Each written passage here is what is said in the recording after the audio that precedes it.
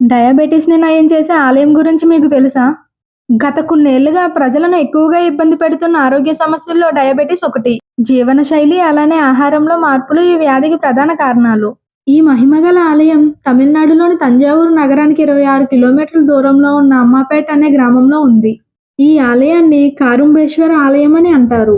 ఇది స్వయంభూ దేవాలయం. ఇక్కడ శివుడు చూడటానికి చెరుకు కట్టలతో కప్పబడి ఉన్నట్లు కనిపిస్తాడు. తమిళ్లో చెరుకును కరుంబు అని అంటారు. అందుకే ఇక్కడ స్వామిని కరుంబేశ్వర్ అని పిలుస్తారు. ఇక్కడికి వచ్చే భక్తులు అర కేజీ సూజీ రవ్వ సమపాలలో చక్కెరను కలుపుకొని వస్తారు. ఆలయంలో పూజలు చేసిన తర్వాత ఈ మిశ్రమాన్ని దేవుడికి నైవేద్యంగా సమర్పిస్తారు. అక్కడికి వచ్చిన చీమలు చక్కెరను తిని రవ్వను మాత్రం మిగిలిస్తాయి. దానితో ఈ నైవేద్యం సమర్పించిన వ్యక్తి యొక్క శరీరంలో కూడా చక్కెర స్థాయిలు తగ్గుతాయి. ఈ ఆలయంలో చీమలను దేవుడి చీమలుగా పిలుస్తారు. ఇదంతా చూడటానికి వచ్చిన శాస్త్రవేత్తలకు కూడా దీని రహస్యం అంతుపట్టడం లేదు. మరిన్ని ఇంట్రెస్టింగ్ వీడియోస్ కోసం ఛానల్ని ఇప్పుడే సబ్స్క్రైబ్ చేయండి.